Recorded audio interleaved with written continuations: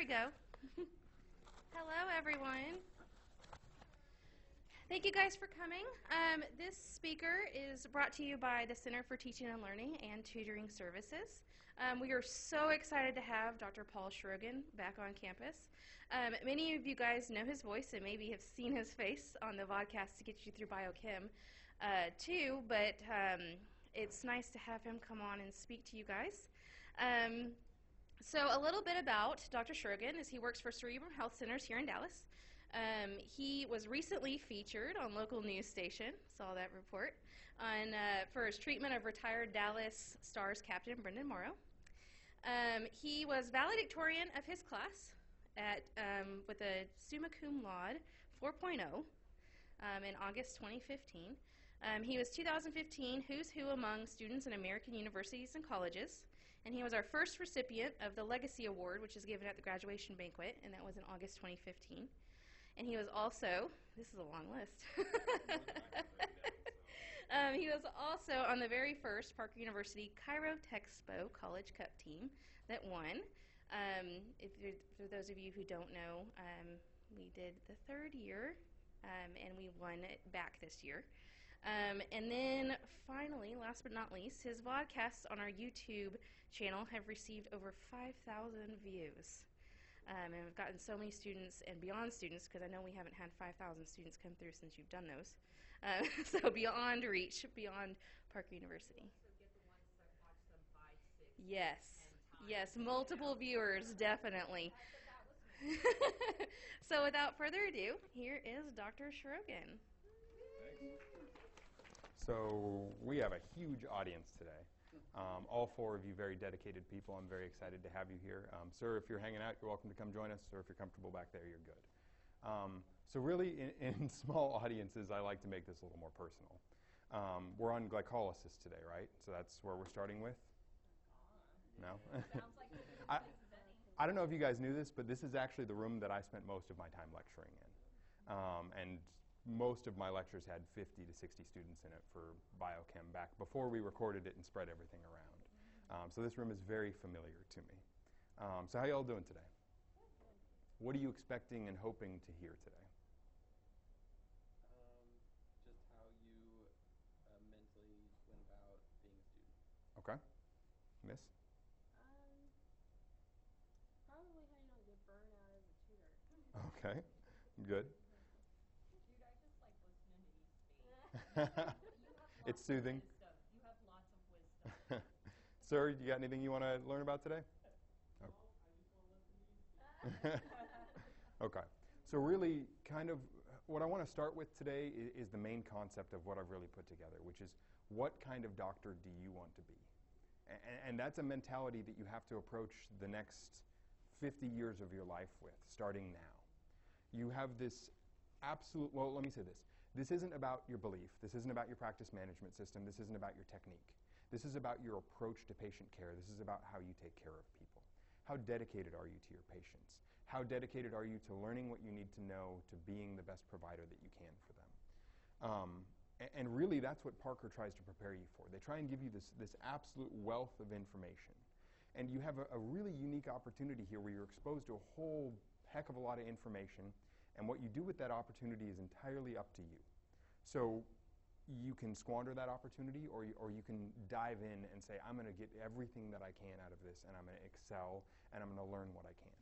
Now, this is a challenge. You're going to be exposed to ideas that you're like, I don't like this, I don't want to use this. You're going to be exposed to ideas that you don't support. You're going to be exposed to ideas that may even make you uncomfortable. And this is something that will continue from now until the day you exit practice, and probably after that, which is how do you approach things that challenge you? How do you approach ideas that are different from your own? How do you approach feedback that you don't necessarily agree with? And that's where you need to say to yourself, do I sit down with an open mind and learn and grow from this experience? And learning and growing may be that, hey, this was a wrong situation. I didn't have anything to take from this. I am correct. That is a fine learning and growth opportunity as long as you receive that with an open mind. And it may be that you become a better person for it. You become a better doctor for it. Or you can approach anything that challenges you or anything that's different than your viewpoint or anything that you don't support with a closed mind. And you can stay exactly who you are for the next 30 to 50 years, and that's how you're going to run your practice. Now, I can tell you that one of those options tends to be much more successful for people. I'm sure you've encountered those people in your life that are absolutely infuriating to talk to, that don't want to hear the other side of it, that don't have any reason to listen to you. And you can tell from the get-go that their mind is shut, that they have their decisions, they're present, but they're not there. And that will show to your patients, I guarantee that. That will show to your friends, your family, the people that you interact with. So Parker is this place where you're in a safe environment, you're in a protected space, you're given the opportunity to learn about nutrition, about biochemistry, about anatomy, about physiology, about technique, about obstetrics and gynecology, about pharmacology. And you say, well, I'm a chiropractor, I don't plan to do that. I'm going to lay on hands, I'm going to fix subluxations. Great, I absolutely love that. But guess what? You are a portal of entry provider in the system. Now, what does that mean? Is anyone familiar with the Sunset Bill and what happened recently? Okay, someone want to tell me what that means to them? Got the word diagnosis. Good. Okay, anyone else? So why is this important to you? I work in an integrated medical facility. I can tell you that I work with DPTs.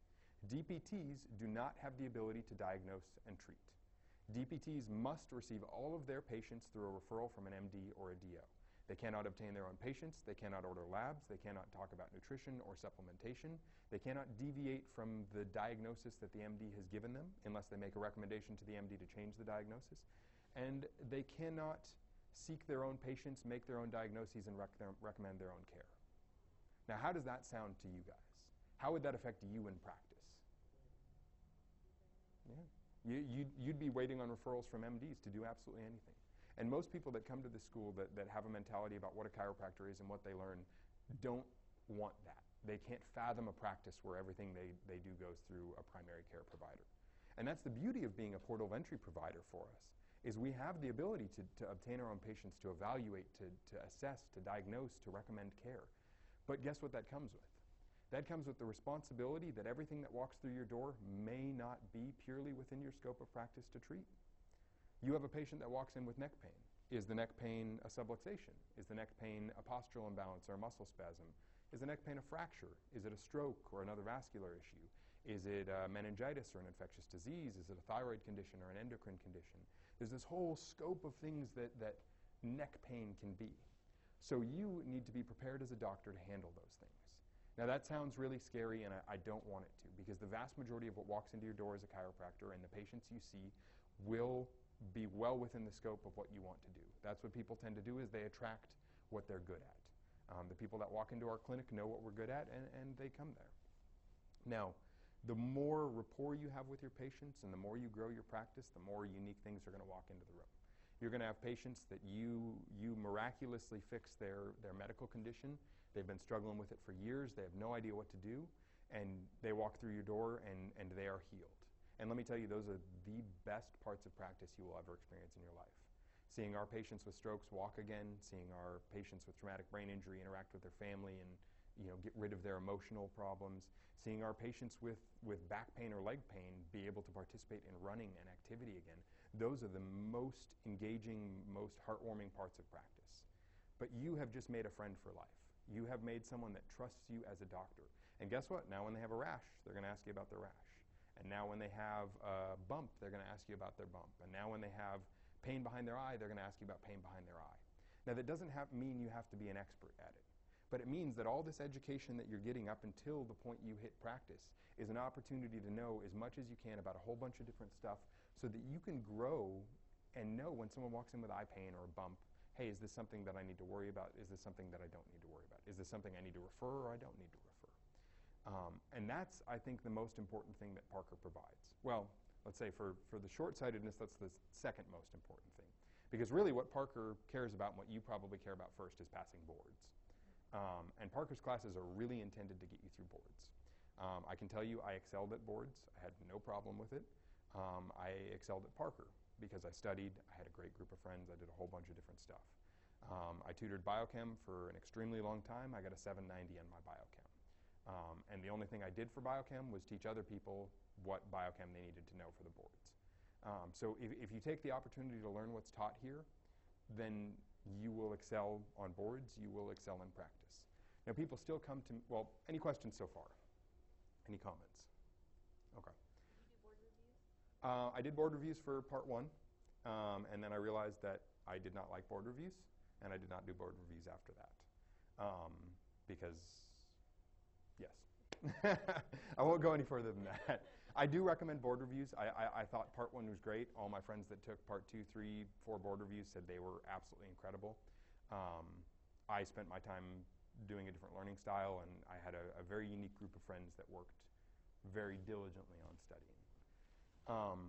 So I still have people come to me and say, well, thank you for getting me through biochem, but I'm glad I'm done. I never have to think about it again. Or thank you for getting, I hate OBGYN. I'm not going to be a doc that practices with pregnant patients or kids. Or pharmacology. I'm not going to recommend drugs. Like, I'm not going to know anything about them. Guess what? You don't have 100% control of what walks in the door of your practice. And I will tell you that at the beginning of practice, it's very difficult to turn away a patient. When you're out there and you get a patient, they walk into your door and you're like, oh man, they have back pain, but they're on 8 drugs and they very obviously have metabolic syndrome and they have hypertension and all this other stuff. And you're going to have that debate that this isn't the pure condition that I thought it was. And most of our patients aren't. Most of our patients have this whole slew of things going on with them. And we're not experts at everything. We can't address everything, but we'll do the best we can. And I will tell you, we have some of the most loyal patients you will ever see in a clinic. 60 to 70% of our patients are referral basis. Word-of-mouth referrals from past patients, not solicited, just someone going out there and saying, hey, so-and-so had a great patient. They want to see you guys. We see patients from all over the world. And it's funny because we'll see a patient from Denmark. And then over the next year or two, we'll see 10, 15 patients from Denmark because they went home and told their friends, their families, their support groups that this is what's going on. We see a patient from Australia, and we see a bunch of patients from Australia. So we see patients from all over the country, all over the world. They travel in to see us. That's not because we're different. We're exceptional. We work very hard for our patients. It's something you all can do. It's something you all can build for yourself. And that loyalty is built by the knowledge that you have and the way you interact with your patients. Good so far? Okay. So, what does this mean for you? This means that you need to pay attention in your classes. This means that the little stuff that you do is important. This means that the stuff that Dr. Guest has taught you, the stuff that Dr. Adwani has taught you, and forgive me if these professors are no longer here, the stuff that your physiology teacher teaches you, the stuff that Dr. G teaches you is all very important. I can tell you I use the vast majority of what I learned here over the course of every single year. Because guess what? We have pregnant patients, so I use OBGYN. We have pediatric patients, so I use those courses as well. I have patients that have, I have athletes, so I use all my musculoskeletal physiology, technique, everything there. I have traumatic brain injury patients. I have Alzheimer's patients, Parkinson's patients. I have back pain patients that have Parkinson's disease. And guess what? They're probably related. So I use my neurology knowledge. Now, it doesn't mean that you have to be an expert at absolutely everything. There are people out there that can help you. There are colleagues in your class that can help you. It just means that you have to do the best you can to take this opportunity to learn. And I will tell you, the more you know, the easier it gets. I built myself a great base when I started here, and I studied very hard, and I worked with a great group of people. And the further along in the program I got, the more I realized that some of the knowledge is a little bit repetitive. And if you learn the stuff Dr. G teaches you, it's a little easier to learn physiology. It's a little easier to learn neurology. It's a little easier to learn technique because all this stuff is part of your expertise already. So I implore you all to strive hard, to ask yourself, what kind of doctor do I want to be? Do I want to be the best kind of doctor I can be? Or do I want to be a specialist that says this is only what I'm doing? Now, I want to be very clear. I'm not trying to make any light or make any insults toward anyone who says, I'm just going to do this, I only want to see this, I don't want to know anything else. That is certainly a method of practice. That is not my method of practice. That is not what I see as a successful method for most of the people that I know. But that doesn't mean that that wouldn't be successful for you. So there's a great thing I've been reading and I've been studying, and it says to excel at something you have 2 options. To be successful, to be great, you have 2 options. You can be the absolute best at something in the world, or you can be great at a couple of different things and combine those skills. So Did any of you all play sports? High school, college? Great. Were any of you all pro athletes? Had careers? So how hard is it even to be in the top 5 to 10% of something, let alone the absolute best in the world? So I propose that I, nor anyone in this room, may ever be the best doctor in the world. And that's not meant to be an insult. That's a very difficult title to obtain, the best doctor in the world. So if you're not going to be the best in the world and that's not going to drive your success, what are you going to do that's going to drive your success? And what this theory, what this idea proposes is that you must be great at a couple of different things. So you are already on the path to becoming great doctors. That's why you're here. That's why you're studying. That's why you're sitting in this room while the rest of your classmates are out on a Friday at Wild Turkey or Parker West or wherever they are. You want to know the most that you can and be the best that you can. So you're on the path to becoming a great doctor. That's one. You should be a great communicator. Now, that communication can be written, that communication can be verbal, that communication can be something else. I will tell you, verbal communication works a heck of a lot better as a doctor because most of your time is face-to-face with patients. So it's something you should practice. I don't care if you're uncomfortable with it. I don't care if you're good at it. You're going to have to do it. You're going to have to sit down with a patient and be able to talk to them. So it's probably something you should work at. But if written communication is your thing, by all means, there's a way to make that work. Then what you need to ask yourself is, what else am I going to be good at? Where are my strengths and how am I going to excel? It can be other specialties. It can be pediatrics and OB-GYN. It can be neurology. Or it can be patient education. Or it can be coaching and teaching. Or it can be any number of things that you can come up with. It could be product development. It could be engineering. It's how do you take these skills and tie them together to be great? And that's what I want you guys all to think about. And that's what Parker gives you, not only the opportunity to know as much as you can about a whole variety of different things, but to pick something that you're good at, to pick a number of things that you're good at and start to specialize in those. So that when you get to practice, you have these pillars to stand on. You know when you go out to your patients, you're like, I'm a great doctor, I'm a great communicator, and I do X, Y, and Z as well. And when those patients walk in the door, if you lean on those skills, you will be successful. And you will attract the patients that you want to that have those skills. You would be surprised by the number of patients that walk into our clinic with stuff that you would never expect. One of the most commonly insulted classes I heard here was microbiology. We're never going to use microbiology in public health. We have about a patient a week that walks in that we find mycoplasma pneumonia, that we find Epstein-Barr. We found acellular pertussis a number of times. The CDC does not like us because when we suspect something, we test for something. And the CDC does not necessarily want the reporting that there's a bunch of pertussis cases floating around in Texas. But our patients love it.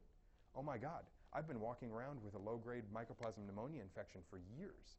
We put them on some, either medicative or homeopathic antiviral supplements, and they get well. And their fatigue goes away, and their life improves, and they become a completely different person than what walked in your clinic the first day. So what kind of patient does that build for you? You're a chiropractor. You're going to be a chiropractor. Do they expect you to find walking pneumonia? Do they expect you to coach them on supplements and nutrition, on exercise? What is it that sets you apart from the rest? And that's the key. If you are a back pain, neck pain specialist, if you are adjusting specialist, more power to you. You're going to find your patient base. I love it. But what we do that's different is we dedicate to our patients. We support them in every different way that we can, and we find things that many other places haven't found. One of the things that our clinic is very successful at is we see patients that have been to Cleveland, that have been to Mayo, that have been to 8 neurologists, that have been X, Y, Z. And guess what? They come to our center and they get answers that for the first time make sense. And our answers aren't usually outside the scope of what a chiropractor can do. Once in a while we'll find a case that has an infectious disease that needs medication. By all means. If you're running a standard practice, please refer that to someone who can do that, or be in a state where you can do that. I don't know of any state you can yet, but the vast majority of our patients just receive rehab that's in the scope of chiropractic, and they get answers. But what's most important with all of our patients is the ability to listen. You would be absolutely surprised how incredibly rare it is for a doctor to listen to a patient nowadays. You may not be surprised. You may have experienced this. But if you sit down with a patient and you spend a couple extra minutes just listening to their story, that alone buys you a tremendous amount of leeway in what you do with those patients. If you listen to your patients, if you hear their story, if you respond to them, if you appropriately communicate, if you dedicate to getting them well, which doesn't mean you actually have to get them well. It means you have to try your best. It means you have to have answers. It means you have to make headway. It means you have to have suggestions. It may not be you. It may be someone else. It may be you. If you take those patients and you're honest with them and you're confident with them, because remember, you are great. You are a great doctor. You are a great communicator. And you are great at a whole bunch of other stuff. So be confident. If you do those things with your patients, you may not even get your patients well, but they will support you. And they will love you because you tried your best and you listened to them and you dedicated to them. And they will refer you patients because darned if my problems didn't go away, but they cared. They cared more than anyone I've ever been to in my life. If you take patients and you bring them in and they've been to a primary care doctor and you catch something that their primary care did. You see stuff that should be fixed and you refer it back to the primary care. The primary care is going to say, and trust me, this happens, that chiropractor caught something. Must know some good stuff, and they refer you patients. And people laugh at that, and people talk a lot of negative things about the relationships with other doctors in the field. We have great relationships with all the doctors we work with, because guess what? We're not afraid to refer our patients to them. We're not afraid they're going to steal our patients or they're going to talk poorly about us, because we do what we need to do with our patients, and we refer to others what they need to do with the patients. The patients love it. The doctors love it. We get more referrals than most other clinics that I'm aware of. And I can't speak to other practices. I know Dr. Zano has one of the most incredible practices in the world, and he practices a very specialized set of chiropractic. By all means, I think you should find an opportunity to listen to him. Listen to the people that are successful, because he's going to say different things than I'm saying, because his practice and his method is different than what I'm saying. And his path to success has been different than my path to success.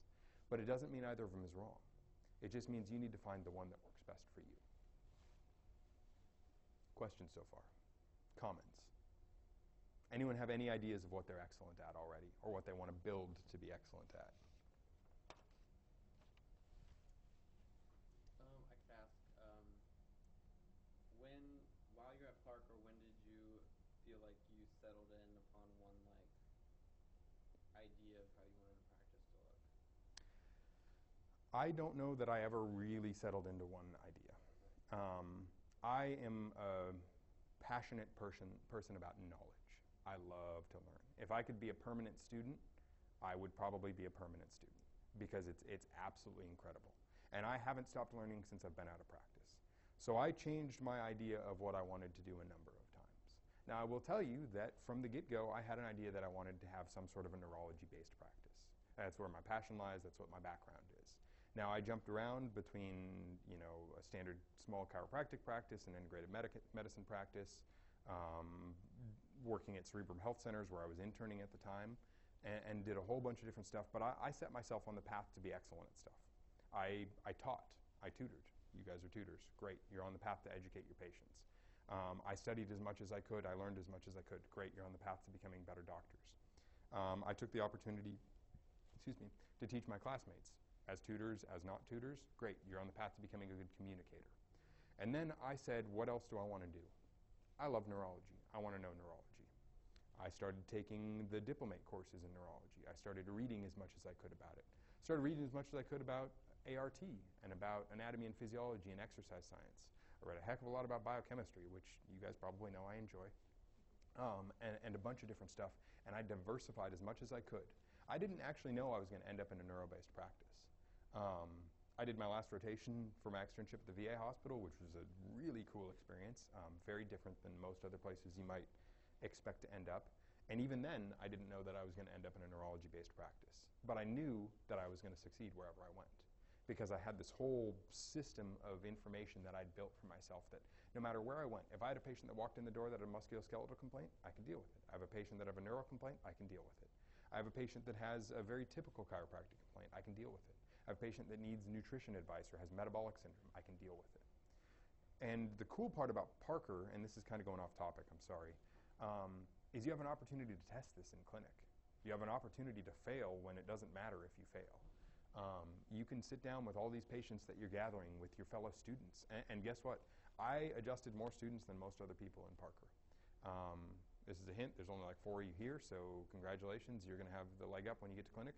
My friends and I went to tries 1, 2, 3, and 4 and said, hey, we want to be your interns. We want you to come over and see it.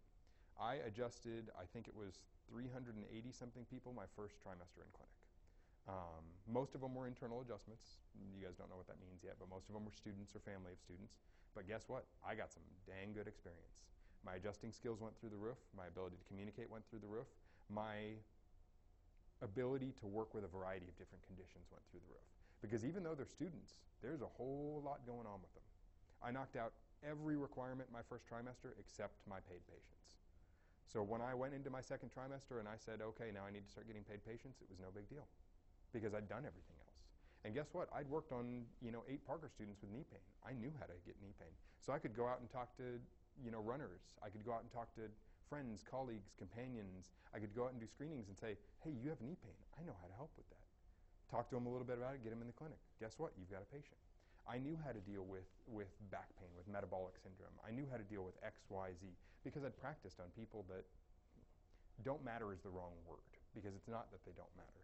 It's that they don't count in a real business world. Because when you get out into practice, it counts. Whether you're on your own, whether you're working for someone else, every patient is important to you. Every patient is something that makes you successful or not successful. So by all means, get as much practice as you can while you're here. Get as much knowledge as you can while you're here. Does that kind of answer your question? Okay. Anything from you? How are you going to be excellent? Well, I kind of have a little bit different thing, but you've answered some of it with him. But I do have a question about whenever you're actually in practice. Mhm. Whenever you're in practice, how do you not become one of those chiropractors that, that they get to where they're like, oh, I'm going to adjust the patient almost every time the same way for every patient, minimum of 2 or 3 minutes with that patient. How do you not fall into that? Because I've shadowed a lot of chiropractors that seem to have, that's where they're headed, or that's where they're going. I think that's a very conscious choice. In fact, that is a very conscious choice. I've experienced that. We run a very different practice that is very successful, and we do not do that. There are some chiropractors that do that, and I certainly don't know their motivations. Some people... Strange. I've seen them kind of towards the beginning, and I've known them for years, or I've gone in during different times, and they're kind of like, okay, every patient that comes in, same exact thing. And I asked at the end of the day, I'm like, why do you treat every patient the same? And they said, well, it's becoming to where now it's about, I need them in and out. I want to hear their story. I need to know what's going on. But I also need to pay the bills at the end of the day. So And that's what I was going to say. Some people, that's a money motivation because the less time you spend with patients, if you can get reimbursed the same amount per patient, you spend less time with patients, you can see more patients, so you make more money. There are other ways to do that. There are adjunct revenue streams you can put together. There is different billing codes you can use. There's a whole bunch of different stuff you can do aside from Flying 7 type practices. And like I said, I don't know their business model. I don't want to speak about anyone else and what makes them successful or not. I will tell you that if you spend the time doing different things with your patients, you will make it work. If you look at even the reimbursement from insurance, everyone talks a lot of crud about insurance. I really don't think it's terrible. I don't think it's great. I think you could do a lot better, or the insurance companies could do a lot better. But if you take the time and educate your patients and bill a code for patient education as an office visit, you're going to get reimbursed well for that. If you take the time and do other stuff with your patients, you're going to get reimbursed well for that. Now, is it as much as if you bill a 98940, 9894112 and do it every 2 or 3 minutes? Maybe not. Is that the way you want to run your practice? Is that the way you want to treat your patients? That's entirely up to you. Like I said, for those that do it, great. That's exactly what they're about. I'm more power to them. They're helping more people than many others in this world, so I support that. That's not my method of communication. That's not my style of practice. That's not how I want to interact with my patients. And because of that, great. I will tell you there are patients that want that. One great idea I've heard, and I don't do this because we run an integrated medical practice, so it's a little different. There are patients that don't want to talk. They want to come in. They want to get adjusted. They want to feel better. They don't want home exercises. They don't want nutrition advice. They want the easy way out of symptoms. They want to get adjusted once a week or whatever you recommend, and then they want to leave. So set a power hour in your practice. Set a lunchtime or an evening or a middle of the day. Hey, you don't have to have an appointment, but you can't have any new complaints. You can't have any new problems. You walk in, you check in with the receptionist. She's going to set you on a table. We're going to do a quick adjustment, and you're out the door. That's all there is to it. And you can cater to both types of patients because for some patients, that's what they want. For some patients, they're busy, they think this is the answer, and that's what is important to them. And by all means, if that's what's important to your patient, then you should do that. Now, do I think you should counsel your patient at the beginning and say, well, there's two answers here. You can take the easy way or you can take the hard way.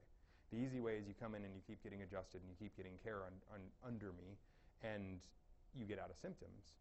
The hard way is we address the things that are bothering you. We address your lifestyle. We address your work habits. We address your everything that's leading you to be in this, and when we make you better. We improve your condition to where you don't have to come back to me because you are stronger, more fit, more agile, in better health. And some patients will take the easy way and some won't.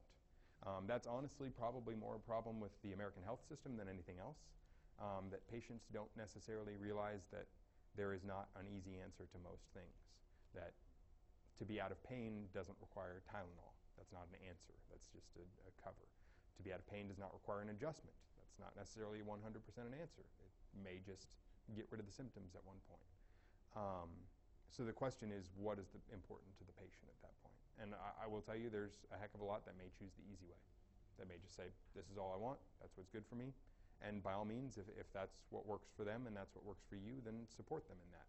And maybe they'll change their mind someday. Maybe 6 months down the road, they're going to say, okay, I'm sick of this. I realize that what you're telling me is true, and I want to take the hard way. I want to get well. I want to improve my quality of life. That's the best kind of patient you can have. You can convert them over to a dedicated patient that wants to grow with you. Does that help? It does. Okay. Anything from you, Miss Andrea? At this point in time, no. I'm Okay. still brainstorming on my thing, I've learned a lot from you over the years, so it's like I just kind of want to hear what new pearls you have. Okay. Mostly inappropriate mnemonics to remember biochem, correct? I hope you edited those out of the video. So I've got a couple of key points. One, take this opportunity to do as much as you can that betters you, that betters your practice, that betters your fellows. Because it's a unique opportunity that you can't step back into. And as much as it may seem like it, it does not get easier right when you step into practice. It does not get less busy right when you step into practice. So walking out into the real world and expecting that I'm going to have an extra 10 hours to do whatever a week, to learn, to wait on this, isn't going to happen. Life gets busy. And it gets busy because you have practice. It gets busy because you have families, you have stuff you're doing.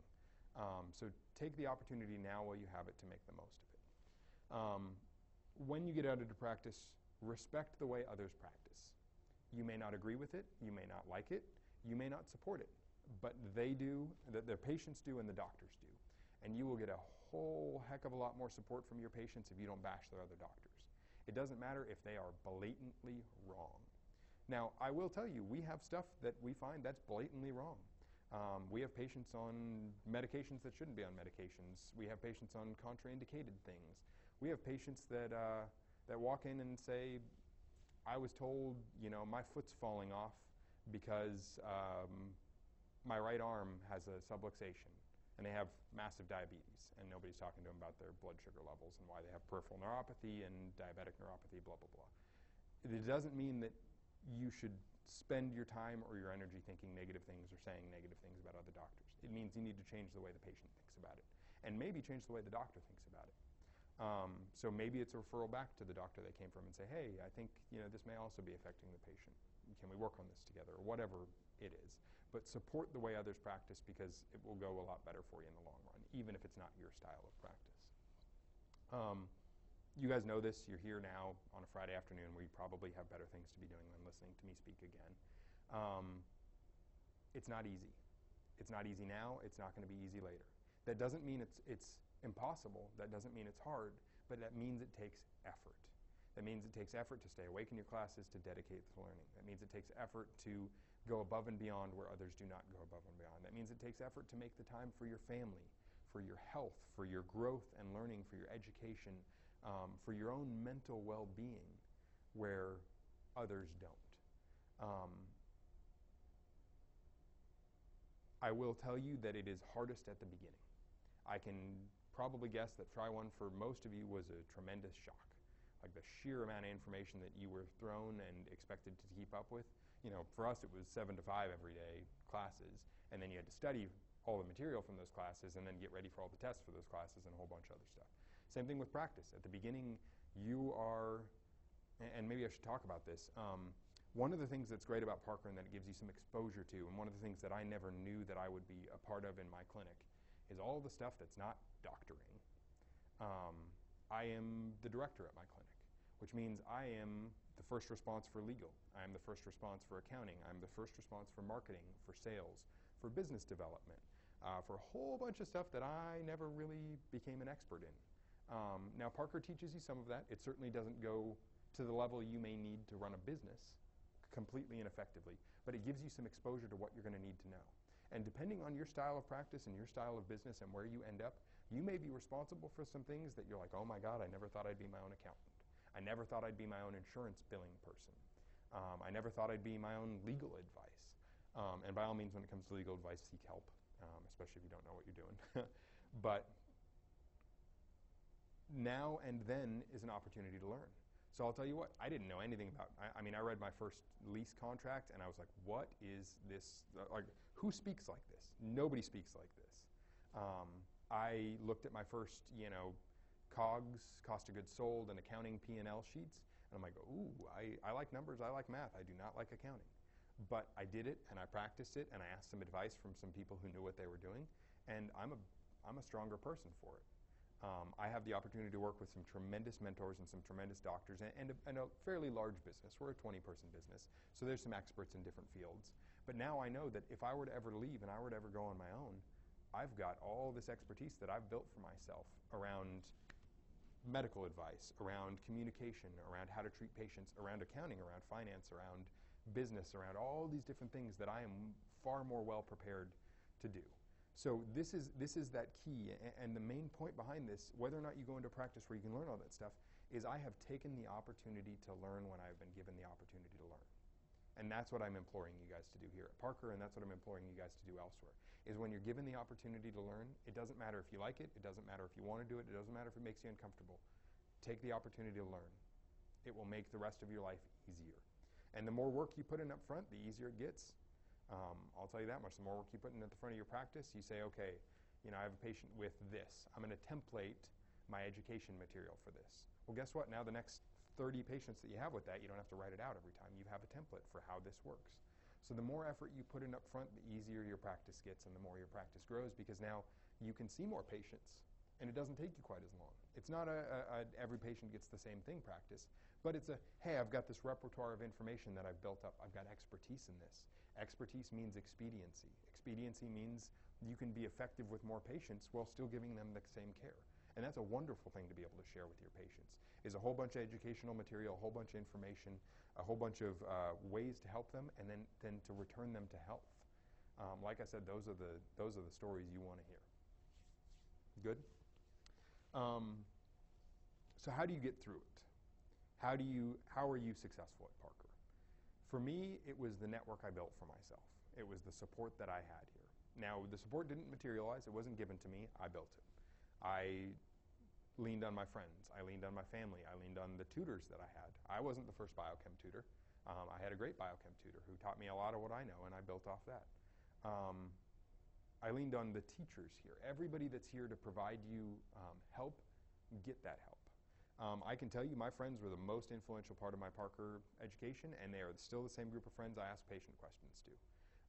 We worked out together, we stressed out together, we studied together, we relaxed together, we did everything. We were here from 5 in the morning working out until 7 in the evening studying sometimes, just all day, every day, even later sometimes. And guess what? They are the same network of people that I can call up and say, hey Mike, I got a patient with this. You ever heard of this? Hey Jonathan, here's what's going on. And you need that now, and you need that later. Because guess what? You're not going to be an expert at everything. We've established you probably, and again, not with any malicious intent, you're probably not going to be the best doctor in the world. Not meant to be an insult, but it's very difficult to know everything about everything. So you need help. You need friends. You need support. You need people that know things you don't. You need family that supports you in emotional ways that your friends can't. That being said, you also need to take care of them. You guys are doing the absolute right thing here, which is tutoring. Now, I'll tell you, I spent a heck of a lot of time tutoring a bunch of different classes. I also spent a heck of a lot of time tutoring my classmates. I mean, literally, I ran sessions for classes that I didn't really know that much about. When I first started studying neuro, I did not know neuro. But I got up in the front of 30 people in my class and I taught it. And guess what? I was wrong 30% of the time. And someone would call me out and we'd discuss it, and bam, I knew it from that point on. Because teaching someone something else makes you understand it at a whole different level. Again, it doesn't matter if you're perfect at it. Teaching your patients the first time is going to be really awkward. The first time you talk about the way the biomechanics of the knee or the physiology of nutrition, it's going to be a little awkward. But the more you do it, the better you get at it. And the more you will understand it, and the more it will help you. And it goes back to that same thing. I tutored my classmates. I tutored my friends. I had my wife quiz me on words she still can't pronounce. And as a result, I excelled. I did something that I consider to be very difficult. I got a 4.0 here, which was a whole heck of a lot of work.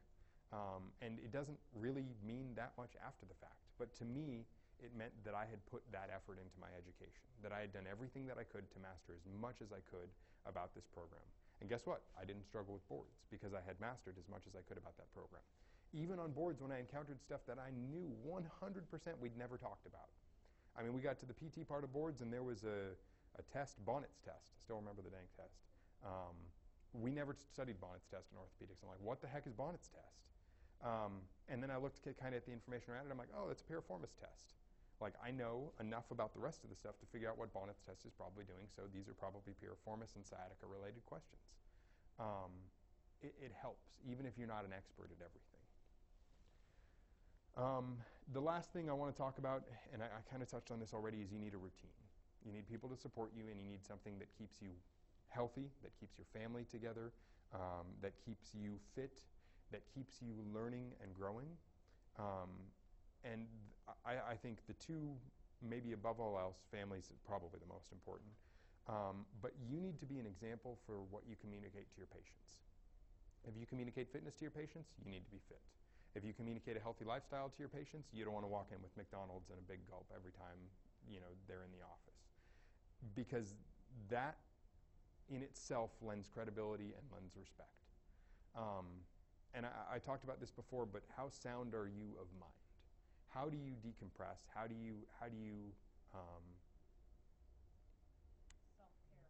self-care? So for some, it's different. Great, thank you. Good words. My decompress in school was working out. I worked out like crazy. As you'll learn probably if you haven't already, it's a great adrenal stress relief. I mean, it cranks your adrenals and then they relax, which is awesome. I do mindfulness now. I do meditation on a daily basis. I still work out. But I've done some studying and I found out that about 80% of who are considered to be the most successful people in the world, most successful doctors, most successful athletes, most successful businessmen, inventors, Nobel Prize laureates, politicians, all have some sort of daily mindfulness or meditation practice. It doesn't have to be long. Most of them are like 3 to 5 minutes a day. That's great. That's easy. It doesn't have to be sitting on the floor with your legs crossed and your palms up saying Om. That's a type of mindfulness. That's a type of meditation, but that may not be what works for you. The goal of any sort of mindfulness practice, any sort of meditative practice, is to learn to control your thoughts, to sit there peacefully and to guide yourself into specific thought patterns. And the only reason you do that is because you are bombarded all day long, every day, by a whole bunch of different stuff going on. And the question is, how do you handle that when that happens? Are you in control of your mind? And if you practice being in control of your mind, just like if you practice squats, you get better at squats. So a mindfulness and meditation practice doesn't have to be long. It doesn't have to be intense. I used it a little while I was in school. I probably should have used it a heck of a lot more. Towards the end of my time here, I would be mindful and meditate in the sauna after a good workout, and I loved that. But it's exercising something that needs exercise, which is how do you turn off, how do you control your thought patterns so that you can focus on the things that are important and you're not constantly bombarded and losing different things. If you have some time, read about it from a neurological perspective. It's absolutely incredible how much mindfulness and meditation contributes to intelligence, contributes to parasympathetic health, contributes to overall health, contributes to a whole bunch of different stuff. That was kind of an off rant on the last thing. What I really want to leave on, though, is everything about Parker, everything about your time here comes back to one thing. It comes back to what kind of doctor will you be? And the whole time you go through this program, Every time you encounter a challenge, every time you encounter something you love, you need to ask yourself, what kind of doctor am I going to be? How am I going to approach this challenge? What am I going to do that's going to make me a better person or not going to make me a better person? Cool? Anyone need any help on glycolysis? Okay. Fat synthesis is a little further back for me. Any questions, any comments? Okay. Well, thank you. I know I kind of talked towards the end of the hour. I was hoping for a little time for Q&A. I'm going to stand up here if any of y'all want to join me. Thanks for being here.